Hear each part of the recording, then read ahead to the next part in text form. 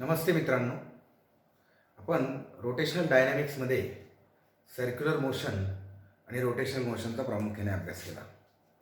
Circular motion part सुरू करताना आपण सर्वप्रथम सर्क्युलर मोशनचं कायनेमॅटिक्स शिकलो. म्हणजे सर्क्युलर मोशन कशी डिस्क्राईब करायची हे आपण शिकलो. आपण त्या सेशनमध्ये बघितलं की mainly circular motion is described with the help of parameters such as angular displacement, angular velocity, angular acceleration. आणि पुढे रोटेशनल मोशन शिकत असताना आपल्या लक्षात आलं का हे जे पॅरामीटर्स आहे angular motion, angular displacement, angular velocity किंवा अँग्युलर ॲक्सलरेशन याचा संबंध हे हे पॅरामीटर्स कुठं ना कुठं मोमेंट ऑफ इनर्शिया, त्यानंतर kinetic energy of rotating body, torque acting on A rotating body यांच्या फॉर्म्युल्यामध्ये हे कुठेतरी आपल्याला आढळतात, राईट. हा पॉईंट लक्षात घेऊन आपल्याला MCQ सोडवायचे आहेत. कारण परीक्षेला येणारे जे MCQ असतात हे कुठंतरी हे दोन रिलेशन्स, हे पॅरामीटरची नॉलेज आणि पुढील याच्यावर जे डिराइव्ड क्वांटिटीज तयार झालेले असतात त्यामध्ये जे रिलेशन एस्टॅब्लिश होतात त्या रिलेशनवर MCQ विचारले जातात. तर मी ह्या सेशनमध्ये तुमचे मोशन पॅरामीटर्सवर आधारित काही MCQ सोडवून घेणार आहेत. प्रामुख्याने हे MCQ MHT CET आणि त्यानंतर नीटसारख्या परीक्षेसाठी, नीट एम्स ह्यासारख्या परीक्षेसाठी हे कामं येतील. ठीक आहे. तर पुढचा काही वेळ कॉन्सन्ट्रेट होऊन मी घेत असलेला प्रत्येक MCQ समजून घ्यायचा प्रयत्न करा. ठीक आहे. मित्रांनो, तुमच्यासमोर फळ्यावर एक MCQ आहे. The angular velocity of second hand of A watch is, option A आहे π/60 radian per second, then π/30 radian per second, 60 pi radian per second आणि 30 पाय रेडियन पर सेकंड. ह्या MCQचं आन्सर कसं काढायचं? ठीक आहे. आपल्याला घड्याळाच्या सेकंड काट्याची अँग्युलर व्हेलॉसिटी काढायची आहे. आपण इथे घड्याळ समजून घेऊ. मित्रांनो, घड्याळात 3 काटे असतात. एक सेकंड काटा, एक मिनिट काटा आणि एक तास काटा, राईट. घड्याळातले ही तीनही काटे, all the three hands of the watch, they perform rotational motion about the centre of clock, right. आणि त्याचा प्रत्येकाचं टिप किंवा त्या काट्यावरील प्रत्येक पॉईंट हा सर्क्युलर मोशन करत असतो with constant angular velocity. Like second काटा त्याच्या रोटेशनमध्ये त्याची कॉन्स्टंट अँग्युलर व्हेलॉसिटी असते, मिनिट काट्याच्या रोटेशनमध्ये त्याची स्वतःची कॉन्स्टंट अँग्युलर व्हेलॉसिटी असते आणि तास काट्याच्या रोटेशनमध्ये त्याच्यात स्वतःची कॉन्स्टंट अँग्युलर व्हेलॉसिटी असते. आता सेकंड काट्याला एक रोटेशन कंप्लीट करायला 60 सेकंद लागतात, म्हणजे तो झाला त्याचा टाईम पिरियड. मिनिट काट्याला एक रोटेशन कंप्लीट करायला 60 मिनिटं लागतात आणि तास काट्याला एक रोटेशन कंप्लीट करायला 12 तास लागतात. म्हणजे प्रत्येकाचा टाईम पिरियड आपल्याला इथे माहिती आहे. ह्या प्रश्नात आपल्याला सेकंड काट्याचा प्रश्न सोडवायचा आहे, तो अगोदर आपण सोडू. आपल्याला माहिती आहे angular velocity omega is equal to 2π/T, right. कारण ही युनिफॉर्म सर्क्युलर मोशन आहे. मग इथे एका रोटेशनमध्ये 2π इतका अँगल टर्न होतो आणि त्यासाठी सेकंड काटा 60 सेकंदाचा अवधी घेतो, राईट. कारण त्याचा टाईम पिरियड किती आहे? 60 सेकंद. म्हणून त्या हिशोबाने त्याची अँग्युलर व्हेलॉसिटी होईल π/30 रेडियन पर सेकंड. आणि आपला आन्सर बी हा करेक्ट ऑप्शन राहील. आता हाच प्रश्न जर मिनिट काट्याच्या बाबतीत विचारला असता तर आपण मिनिट काट्याला इथे 60 सेकंदाच्या ऐवजी 60 × 60 म्हणजे 3600 सेकंद घेतले असते आणि त्याचा अँग्युलर व्हेलॉसिटी काढली असती. सिमिलरली तास काट्याला आपण 12 × 60 घेऊन त्याची व्हेलॉसिटी काढली असते. ठीक आहे. एका MCQ आपल्याला आणखी 2 MCQ तिथे तयार करता येतील. सिमिलर प्रश्न मिनिट काट्यासाठी येईल, तास काट्यासाठी येईल. आता यात थोडासा हाच प्रश्न ॲडव्हान्स पद्धतीने कसा विचारला जाईल का, find the linear velocity of tip of second hand and second हँडची लेंथ दिली जाईल. तुम्ही अगोदर ओमेगा काढायची आणि नंतर V is equal to R omega या सूत्राने you can find out the linear velocity of tip of second hand. Similar question minute hand, hour हँडसाठी तयार होईल. आता हाही प्रश्न आणखी पुढे जाऊन थोडासा मॉडिफाय करता येईल. तर त्या सेकंड काट्यावर त्याच्या लेन्थच्या मधोमध आपण एक काहीतरी ऑब्जेक्ट चिटकवलं किंवा काहीतरी तिथं ऑब्जेक्ट आहे तर त्या ऑब्जेक्टची लिनियर व्हेलॉसिटी किती येईल. तर मग तो जितक्या अंतरावर आहे सेंटरपासून तितकी रेडियन्स घेऊन परत V is equal to R ओमेगाने तुम्ही तो प्रश्न सॉल्व्ह करू शकतो. हा झाला आपला पहिला MCQ. राईट. मित्रांनो, दुसरा एमसीक्यू तुमच्या समोर आहे फळ्यावरती. प्रश्न काय आपण वाचू. In a bicycle the radius of rear wheel is twice the radius of front wheel. ठीक आहे. एका बायसिकलमध्ये, एका सायकलमध्ये मागच्या चाकाची रेडियस ही पुढच्या चाकाच्या रेडियसच्या दुप्पट आहे. If R R and R F are the radius and V F and V R are the speeds of topmost points of the wheel, then option A दिलाय V R is equal to 2 times V F. Option B दिलाय V F is equal to 2 times V R. Option C दिलाय V F is equal to V R. आणि option D दिलाय V F is greater than V R. So आता आपल्याला right ऑप्शनपर्यंत पोहोचायचं आहे. So right ऑप्शनपर्यंत पोहोचण्यासाठी let us draw the figure. समजा हे सायकलचं फ्रंट व्हील आहे आणि हे सायकलचं रिअर व्हील आहे. राईट. सी, हे दोन्ही व्हील, ह्या व्हीलची रेडियस आपल्याला दिलेली आहे R R, R F front व्हीलची, आणि ह्याची रेडियस दिलेली आहे आर एफ. आता इथं रिलेशन सांगितलंय का आर आर म्हणजे रिअर व्हीलची रेडियस ही फ्रंट व्हीलच्या रेडियसच्या दुप्पट आहे. This is what is given to us. बाकी आपल्याला त्यांनी इन्फॉर्मेशन काही दिलेली नाही. व्ही एफ आणि व्ही आर मधलं रिलेशन आपल्याला 4 ऑप्शनमधून काढायचं आहे. राईट. मित्रांनो, लक्षात घ्या, हे दोन्हीही व्हील एकाच फ्रेमवर माउंट आहेत. राईट. म्हणजे हे व्हील फिरलं की हे व्हील फिरतं. पण ह्या व्हीलची जर अँग्युलर व्हेलॉसिटी ओमेगा असेल तर ऑब्विसली याची ओमेगा असेल. राईट. हा कॉमन पॉईंट आहे. This is the clue in this MCQ. जर एक व्हील ओमेगाने फिरतंय तर दुसरं सुद्धा ओमेगानेच फिरलं पाहिजे. का असं होतं सायकलमध्ये, पुढचं चाक जोरात फिरतंय, मागचं हळू फिरतंय, असं नाही होतं. दोन्ही चाकं ग्राउंडवर जर टेकलेले असतील आणि सायकल पुढे जात असेल तर एकाच अँग्युलर व्हेलॉसिटीने फिरतात. सो आपल्याला हा फॅक्टर वापरायचा आहे. आता आपल्याकडे लिनियर व्हेलॉसिटी आहे रेअर व्हीलची व्ही आर आणि फ्रंट व्हीलची व्ही एफ. दोघांचे रेडियस आहेत आणि दोघांचे लिनियर व्हेलॉसिटी आहेत. सो आपल्याला माहिती आहे का V R is equal to R R into omega. ठीक आहे. तसंच V F is equal to R F into omega. ठीक आहे. मग आता आपण काय करू, आपल्याला रिलेशन एस्टॅब्लिश करायचं आहे. म्हणून इथे V F divided by V R is equal to असा रेशो तयार करू. ठीक आहे. दोन इक्वेशनचा. तो काय होईल, R F omega divided by R R omega. Omega omega cancel होईल. आता आपल्याला फ्रंट व्हीलची रेडियस ही रिअर व्हीलच्या रेडियसच्या निम्मी आहे किंवा रिअर व्हीलची रेडियस फ्रंट व्हीलच्या दुप्पट आहे. म्हणून आपण तिथं ते रिलेशन टाकू का R R is 2 times R F. Right. मग आर एफ कॅन्सल होईल, हा रेशो येईल 1/2. म्हणजेच V R is equal to किती यायला पाहिजे, 2 टाइम्स व्ही एफ. राईट. मग linear velocity of topmost point on the real wheel ही दुप्पट असली पाहिजे topmost point on the front व्हीलच्या. So option A will be the right option in this MCQ. ठीक आहे. So this MCQ is based on the relation V is equal to R omega. आता angular velocity जरी constant असली तर radius कमी जास्त आहे, त्यामुळे व्हेलॉसिटी कमी जास्त होते. राईट. सायकल मात्र एकाच अँग्युलर स्पीडने चालेल. सो हा फंडा इथे वापरला गेला होता. ठीक आहे. मित्रांनो, आपला पुढचा एमसीक्यू आहे. A particle moves along a circle of radius 20 divided by पाय मीटर. ठीक आहे. एक पार्टिकल सर्क्युलर मोशन करतोय आणि रेडियस ऑफ सर्कल दिलेली आहे आपल्याला 20 डिवायडेड बाय पाय मीटर. पुढे काय दिले पहा, with constant tangential acceleration. Constant tangential ॲक्सलरेशनने तो सर्क्युलर मोशन करतोय. If the velocity of particle is 80 metre per second, जर पार्टिकलची व्हेलॉसिटी 80 मीटर पर सेकंड असेल at the end of second revolution, म्हणजे दुसरं रिव्हॉल्युशन पूर्ण झाल्यानंतर व्हेलॉसिटी जर 80 मीटर पर सेकंड असेल, after the motion has begin, then the tangential acceleration is. तर मग टँजेन्शियल ॲक्सलरेशन किती असेल. राईट. सी, इथे आपल्याला जी माहिती दिलेली आहे त्या माहितीनुसार या सर्क्युलर मोशनचं टँजेन्शियल ॲक्सलरेशन कॉन्स्टंट आहे. आता टँजेन्शियल ॲक्सलरेशन म्हणजे काय?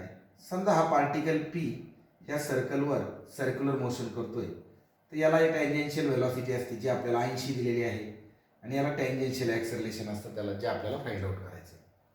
आता आपल्याला माहिती आहे this tangential acceleration is equal to R into alpha. एक रिलेशन आपण डिराईव्ह केलं होतं सर्क्युलर मोशनमध्ये, रिलेशन बिटवीन टँजेन्शियल ॲक्सलरेशन आणि अँग्युलर ॲक्सलरेशन. मग हा जर कॉन्स्टंट आहे, सर्कलची रेडियस तर फिक्स आहे 20 अपॉन पाय, तर मग हा देखील कॉन्स्टंट होईल. म्हणजे it is a clear cut case of constant angular acceleration motion. म्हणजे आपल्याला इथे अल्फा जर मिळाला तर आरची व्हॅल्यू वापरून आपण 80 काढू शकतो. So this is our final formula. मग आता आपलं टार्गेट बदललं, आता आपल्याला अल्फा शोधायचं आहे. मग अल्फा शोधण्यासाठी आपण ही माहिती उपयोगाला पडते का पाहू आपण. सो दिलेली माहिती काय आहे? R is equal to 20 upon pi metre, velocity is equal to 80 metre per second at the end of second revolution. 2 revolution नंतर, म्हणजेच अँगल टर्न केल्यानंतर किती अँगल टर्न केल्यानंतर theta is equal to 4 pi radian. एका रिव्हॉल्युशनमध्ये angle किती turn होईल? 2 पाय. 2 रिव्हॉल्युशनमध्ये किती टर्न होईल? 4 पाय. सो 4 पाय अँगल टर्न केल्यानंतर व्हेलॉसिटी होतीये 80. म्हणजे याचा अर्थ इनिशियली तो पार्टिकल ची इनिशियल अँग्युलर व्हेलॉसिटी 0 होते असं आपण मानू. So let omega 0 is equal to 0. Initial angular velocity आपण 0 घेतली. त्यानंतर ओमेगा इज इक्वल टू, आपल्याला V is equal to R omega आहे, त्या हिशोबाने omega is equal to V upon R ने आपण ओमेगा काढू. म्हणजे 2 रिव्हॉल्युशन नंतरची त्याची अँग्युलर व्हेलॉसिटी ती किती येईल? 80 डिवायडेड बाय 20 डिवायडेड बाय पाय, that is it will be 4 पाय. राईट? 2×8 त्या हिशोबाने, आणि हा पाय वरती जाईल. So 4 pi radian per second. म्हणजे at the end of this 2 revolution, at the end of 2 revolution motion सुरू झाल्यानंतर पार्टिकलची अँग्युलर व्हेलॉसिटी होईल 4 पाय रेडियन पर सेकंड. त्याची इनिशियल व्हेलॉसिटी होती 0. या दरम्यान त्याने अँगल टर्न केलाय 4 पाय. मोशन कॉन्स्टंट ॲक्सलरेशन मोशन आहे, तर आपण इथे कायनेमॅटिकल इक्वेशन वापरू. तर कायनेमॅटिकल इक्वेशन राहील omega square is equal to omega 0 square plus twice of alpha theta. ठीक आहे? आता याच्यामध्ये आपल्याला ओमेगा माहिती आहे, ओमेगा 0 माहिती आहे, आणि थिटा माहिती आहे. We can easily find out alpha. So put the values. So 4 pi square is equal to 0 square plus twice of alpha into theta, that is 4 pi, right?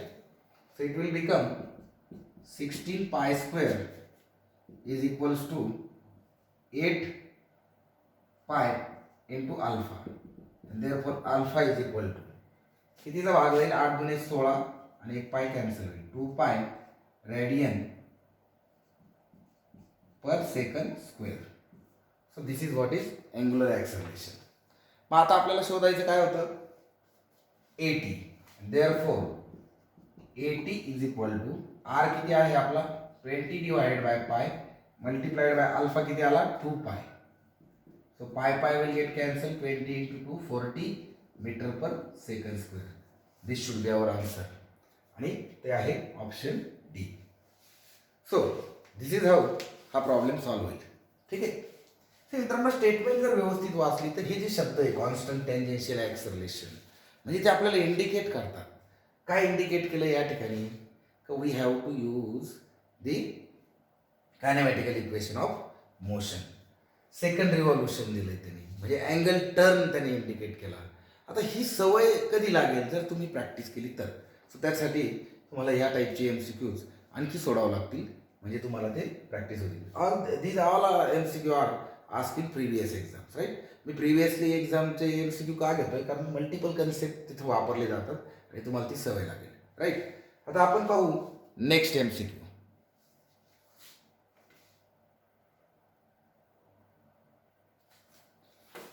मित्रांनो, MCQ काय आहे पहा. The moment of inertia of a body about a given axis is 2.4 kilogram metre square. So आपल्याला एका बॉडीचा moment of inertia दिलेला आहे, right? तो किती आहे? 2.4.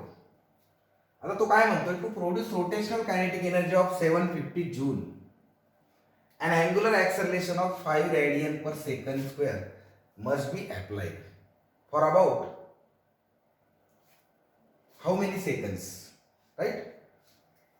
For applied about that axis for option A 6 second, option B 5 second, option C 4 second, option D 3 second. अर्थ समजून घ्या. एका बॉडीमध्ये आपण रोटेशन प्रोड्यूस केलं, ज्या बॉडीचा मोमेंट ऑफ इनर्शिया आहे 2.4 kilogram metre per second square. आता ह्या रोटेशन प्रोड्यूस केल्यानंतर त्या बॉडीची कायनेटिक एनर्जी 750 जूल होण्यासाठी 5 रेडियन पर सेकंड स्क्वेअर एवढं ॲक्सलरेशन अप्लाय केलेलं आहे. तर ते किती वेळा करता अप्लाय करावं लागेल का जेणेकरून कायनेटिक एनर्जी आपली 750 होईल. ठीक आहे.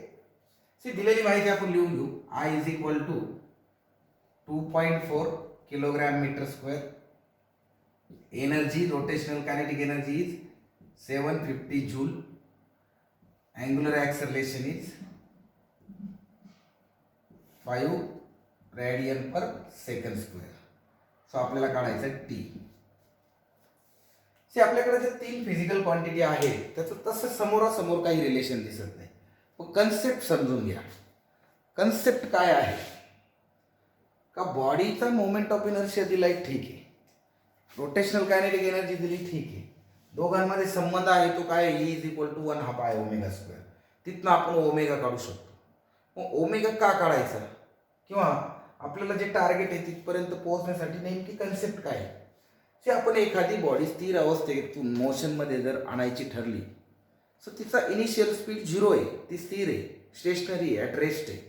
Now we have to increase the speed of the body so that its kinetic energy will increase because kinetic energy is related with the speed only. Now to increase the speed we have to accelerate the body. Here acceleration is given. So how much time we have to accelerate, that is what is to be find out. Right? So let us first find out the angular velocity of body at the end where the energy of body is 750. Right? So we know E is equal to 1/2 I omega square. म्हणजे omega ह्या angular वेलॉसिटीला बॉडीची energy किती होईल, 750. So let us put the value 750 is equal to 1/2 into 2.4 into omega square. So now let us do the calculation. Here omega square is equal to 750 into 2 divided by 2.4. भागाकार करू आपण.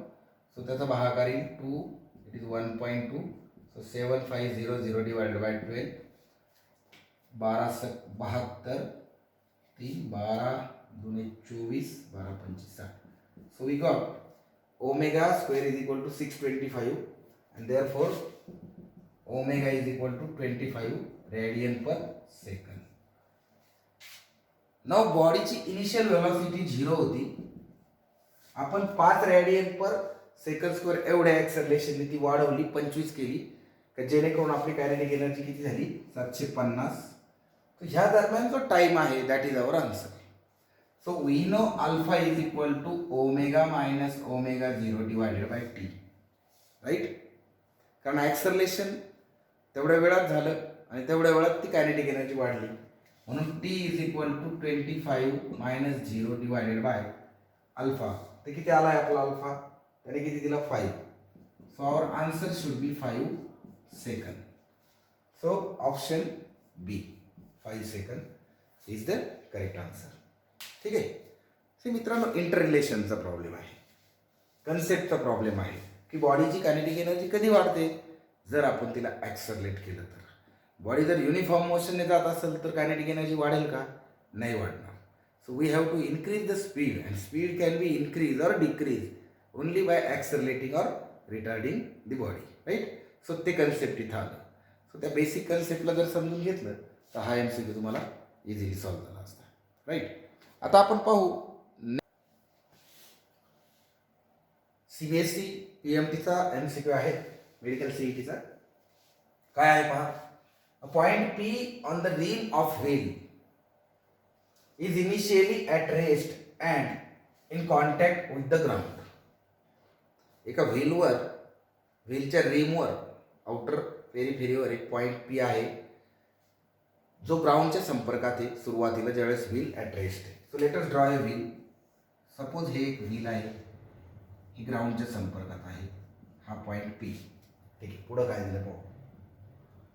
Find the displacement of point P if the radius of wheel is 5 metre.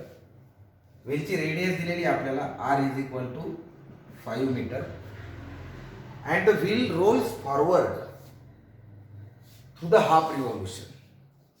आता होतंय काय, हे wheel पुढच्या दिशेला rolling motion करतंय आणि सपोज हाफ रिव्हॉल्युशन ते करतंय, अर्ध रिव्हॉल्युशन ते करतंय. तर आपल्याला पॉईंट पीचं डिस्प्लेसमेंट काढायचं आहे. ठीक आहे, साहजिक आहे, हे व्हील फिरल्यानंतर हा पॉईंट पी ह्या व्हील बरोबर त्या पेरिफेरीवर नवीन पोझिशन नाही. आता व्हील अर्ध रिव्हॉल्युशन पूर्ण करते म्हणजे हा सध्या इथं आहे, तर अर्ध्या रिव्हॉल्युशन नंतर हा डायमेट्रिकली अपोजिट जाणार. सो ही झाली त्याची नवीन position P P dash. Right. So आपलं टार्गेट आहे to find out the displacement म्हणजे to find out the P P dash ही लाईन. कारण डिस्प्लेसमेंटची बेसिक डेफिनेशन काय सांगते, shortest distance between two position. This is initial position and this is final position of the point. मग आता हे distance जर काढायचं असेल आपल्याला, तर आपण जर आता हे जोडलं, हा डायमीटर आहे, let us say this is Q. मग आपल्याला हे अंतर माहिती आहे, दिस इज 2 टाइम्स रेडियस. ठीक आहे, so P dash Q is 2 times radius. आता रेडियस किती सांगितली त्याने, 5 metre. So this is 10 metre. Okay, P dash Q is 10 metre. हा ट्रायंगल राईट अँगल ट्रायंगल होईल कारण डायमेट्रिकली अपोजिट आहे, म्हणजे हा इथं परपेंडिक्युलर असणार. म्हणजे आपल्याला P P dash is equal to square root P Q square P dash Q square plus P Q square, हा फॉर्म्युला आपल्याला आन्सरपर्यंत घेऊन जाईल. आता यातला एक व्हॅल्यू आपल्याला माहिती आहे, that is 10 square, that is 100 plus P Q square. मग व्हॉट अबाउट पी क्यू, हा पी क्यू कसा करायचा, तर इथं कन्सेप्ट आहे. मित्रांनो लक्षात ठेवा, रोलिंग मोशनमध्ये ज्यावेळेस एखादा व्हील किंवा एखादं सर्क्युलर ऑब्जेक्ट रोल होऊन पुढं जात असतं, तर एका रोटेशनमध्ये ते जमिनीवरती त्याचं सरकमफरन्स इतकं अंतर कव्हर करतं. एका रोटेशनला किती अंतर कव्हर करतं ते, 1 rotation is equal to 2 pi R. R is radius of that object. So हे व्हीलने हाफ रोटेशन केलेलं आहे. व्हीलने किती रोटेशन केलं, हाफ रोटेशन. म्हणजे हे अंतर किती झालं, 2 पाय आरचं निम्म म्हणजे पाय आर. राईट, म्हणजे 10 पाय. राईट. सो आपण आर नॉट 10 पाय, आर इज इक्वल टू 5 म्हणजे 5 pi. So let us put that value here. So P Q is equal to आपण जर 5 पाय जर घेतलं तर हे होईल 100 प्लस 25 पाय स्क्वेअर. आता जर ऑप्शन पाहू, तर याचा स्क्वेअर रूट 5 मीटर तर शक्य नाही, 10 मीटरही शक्य नाही कारण प्लस 25 2.5 मीटरचाही विषय नाही. हा ऑप्शन बरोबर दिसतोय कसा, हा 5 जर आत नेला तर हा होईल 25 पाय स्क्वेअर आणि 5 आतमध्ये गेल्यावर 25 25 चोक 100. सो हेच जर आपण व्यवस्थित लिहिलं तर 25 into bracket pi square plus 4 म्हणजेच 5 into bracket pi square plus 4 असा आन्सर तयार होईल. So that is our displacement metre. So option D is a correct option. So this is how this MCQ is solve. तर आता wheel, rolling व्हीलचं concept तुम्हाला माहीत पाहिजे, तर लक्षात ठेवा. व्हील ज्यावेळेस रोल होत असतं त्याच्यावरच्या पॉईंटचा डिस्प्लेसमेंटचा प्रॉब्लेम येतो. तर त्या केसमध्ये व्हीलने एक रोटेशन कंप्लीट केलं की 2 पाय आर एवढं अंतर तो कव्हर करत असतो आणि त्यावेळेस कुठल्याही पॉईंटचा आपण ते डायग्रॅम करून त्याच्या जॉमेट्रीचा वापर करून आपण तो MCQ सॉल्व करू शकतो. राईट. सो ह्या सेशनला आपण MCQ सेशनला मी सुरुवात करतोय. तर आजची एक जस्ट हे पहिलं लेक्चर होतं. मी 5-6 MCQ जस्ट तुमच्या कन्सेप्ट कशा पाहिजे याचा एक नमुना म्हणून मला तुम्हाला त्याची जाणीव करून द्यायची होती. सो आपण जे लेसन कंडक्ट करतो त्यामध्ये आपण कन्सेप्ट डिस्कस करत चालतो सिक्वेन्शियली. सो त्याची एक यादी तयार होईल फॉर्म्युलेची. त्यानंतर आपल्याला ते फॉर्म्युले ॲप्लाय करायचे आहेत वेगवेगळ्या MCQला. प्रथम दर्शनी MCQ जड वाटतील, डोक्यावरून जातील, फॉर्म्युले ॲप्लाय करता येणार नाही. But then this is how only we can do the physics, right. So तुम्ही जसं जसं त्यात उतरताल तुम्हाला सुचत जाईल. Spontaneity, presence of mind, that will decide your career, right. So keep trying, keep solving. आणि म्हणून त्याच्यासाठी काय करायचं, सुरुवातीला तुमच्या टेक्स्टबुक खालचे एक्झाम्पल सॉल्व करा. तिथं तुम्हाला एक जनरल आयडिया येऊन जाते कसं पुढं जायचं, right. And then I have lot of MCQs to give you. मी काही सेशनमधून MCQ कंडक्ट करेल. Then you have to solve some MCQs which I will give you in the PDF format in my mobile application Gyrus. So तुम्ही Gyrus application install करा. त्यामध्ये assignments PDF फाईलमध्ये आहेत. काही MCQs त्याच्यातनं सोडवा. गायरस लाईव्हमध्ये तुम्ही MCQच्या स्वतःच्या टेस्ट जनरेट करू शकता. ती टेस्ट जनरेट करून MCQ सोडवा. काही सोल्युशन्स त्याच्यात दिलेले असतात. रिझल्ट ॲनालिसिस ताबडतोब कळते. आणि प्लस हे व्हिडिओज MCQचे अटेम्प्ट करा. सो मी MCQसाठी सेपरेटली व्हिडिओज कंडक्ट करत जाणार. साधारणतः आठवड्यातून 1 नाही तर 2 व्हिडिओ मी त्याच्यावरती रिलीज करत जाईल. ठीक आहे, आपण आता इथे थांबू. थँक्यू.